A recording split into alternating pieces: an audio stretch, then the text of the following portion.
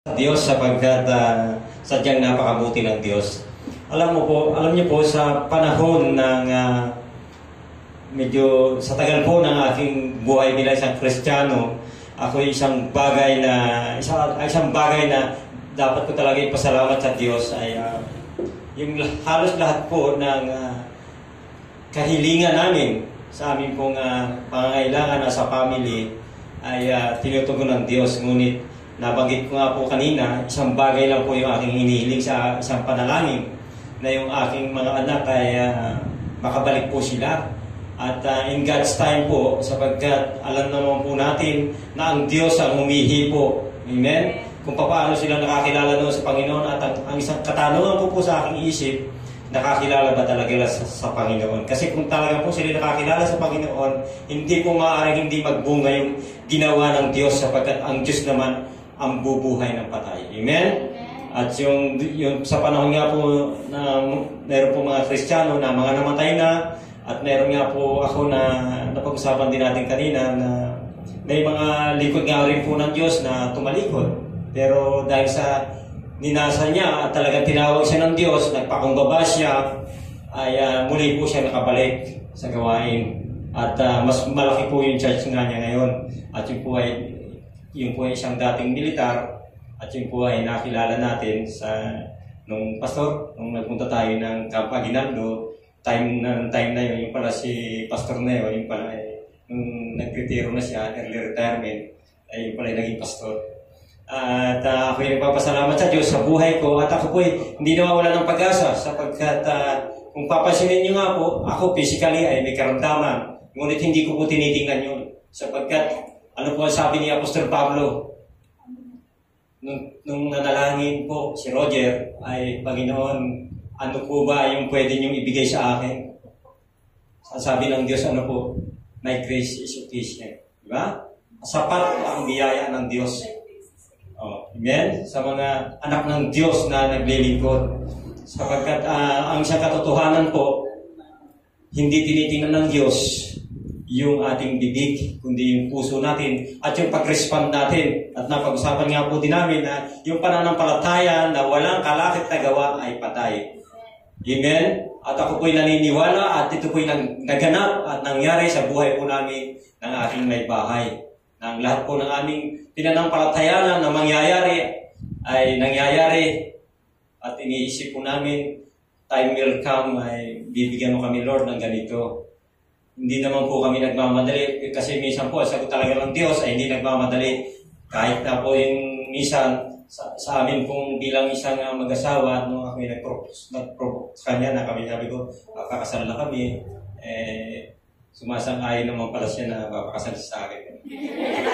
Yun ang isang mabuting bagay na naganap at nangyari at maraming pagsubok sa aming buhay. Ngunit ang isa pong Kristiyano, minsan po nasasabi ko na pag walang pagsubok ang isang Kristiyano, totoo po yun na walang victory. Paano po tayo nagtagumpay kung walang pagsubok? Di po ba?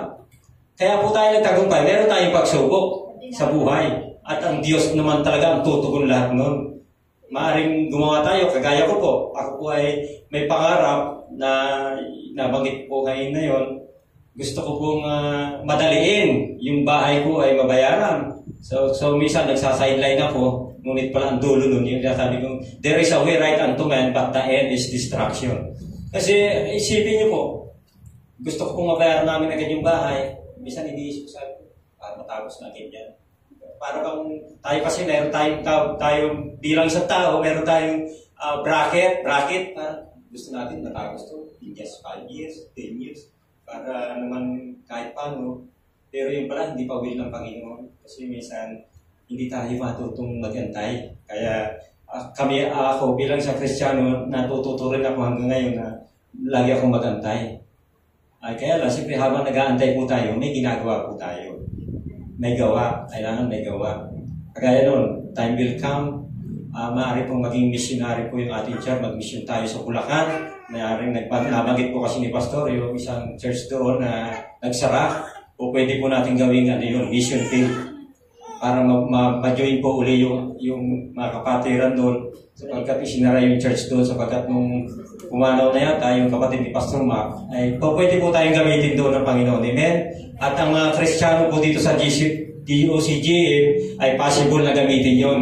Lalo na po kung willing tayo. At saka po tayo mismo, kung tayo po ay willing talaga na maging magpagamit sa Diyos, ay tutugunin po tayo ng Diyos. At ang kailangan po ang ating manggagawa ay manggagaling mismo po dito sa ating church ng DOCGM. At ako po I do believe na darating ang panahon na meron pong lalabas dito na pastor o evangelist. Amen? Palakpakan po natin ng Diyos. Amen. Amen. Siguro sa dami naman ng ginawa ni Lord sa buhay namin, una sa lahat siguro yung pinaka na lang, yung pinaka yun yung pinaka siguro na sabi ko nga kung ako siguro hindi naging sa Panginoon kasi naiyak yung kumbaga sa nung namatay kasi si Edgar, yung talagang ko na nag-struggle ako na sabi ko, Lord, ano ba ito? Bakit ganito nangyari sa buhay namin? Yung nawala yung bahay namin, tapos namatay pa siya. Parang gusto ko nang give up, gusto ko nang tumigil kasi parang sabi ko sunod-sunod ang nangyari sa buhay namin. Kaya sabi ko, gusto ko nang bumitaw. Ngayon, pero hindi na ng Diyos na talagang mawalay ako sa Kanya, mawala ako sa Kanya. Talagang inano niya ako na magpatuloy ka. Kaya doon ko nakita talaga yung ginawa ng Panginoon na talagang inayos niya. Nilinis niya lahat ang aming pamumuhay, lahat, pati mga anak ko. Talagang binigyan niya ng pagkakataon na maayos lahat. Kaya napaka talaga ng Panginoon kasi kumbaga sa kung ano yung pinagdaanan mo na hirap, talaga ahunin ka niya sa kumunoy na pinagdaanan mo. Kasi hindi naman batid sa inyo na galing ako sa mga albularyo, mga manggagamot na gano'n. Pero talagang ang ginawa niya, inahon niya ako doon para makalaya ako. At gano'n din ang ginawa niya sa pamilya ko. Kaya nga nagpapasalamat ako na ngayon, andito ako. Hanggang ngayon nagpatuloy pa rin ako dahil ako naniniwala. Talagang pinapaniwalaan ko ang kanyang kapangyarihan at ang kanyang himala sa bawat buhay natin. Na pag once kumapit na talaga tayo, hindi niya tayo pababayaan. Amen. Kaya lang po kasi sa dami naman ang ginawa ng Diyos sa buhay namin, lalo na siguro bilangin natin, hindi ko na mabilang. Kasi ito ngayon, kumbaga sa pinatutuo ko lang to kasi ako'y talagang binibigay ko ng buhay ko sa Kanya. Sabi ko nga sa Kanya, Lord, hanggat ako may buhay, hanggat ako may hininga, sabi ko sa mga anak ko, pabayaan niyo na lang ako na maglingkod kay Lord. Pero ang panalangin ko sa kanila, Lord, hindi ako masaya.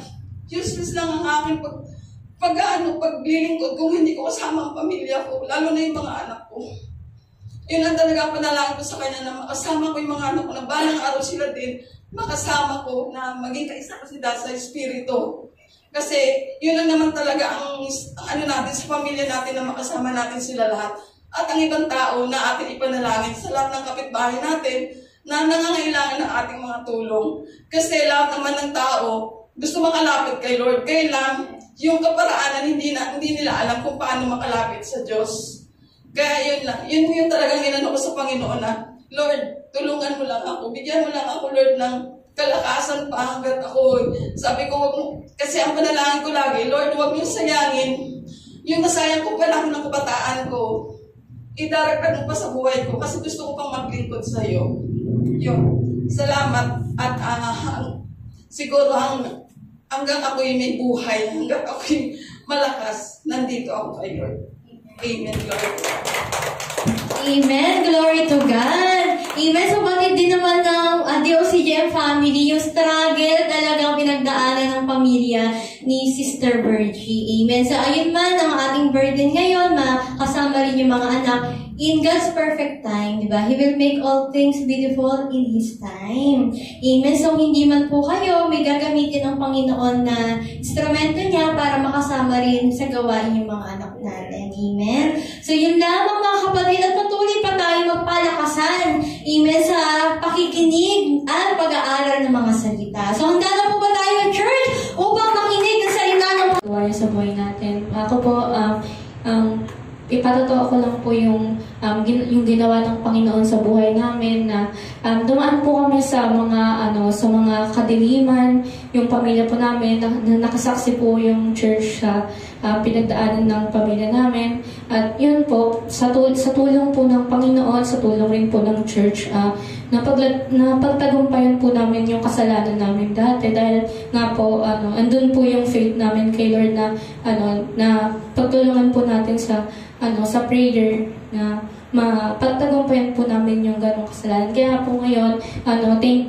thanks God po na natapos na po yung ganong kasalanan. Ngayon, patuloy po kaming na lumalapit sa Panginoon, humingi po ng pagbabago sa buhay namin. Yun lang. Glory to God. Amen. Glory to God.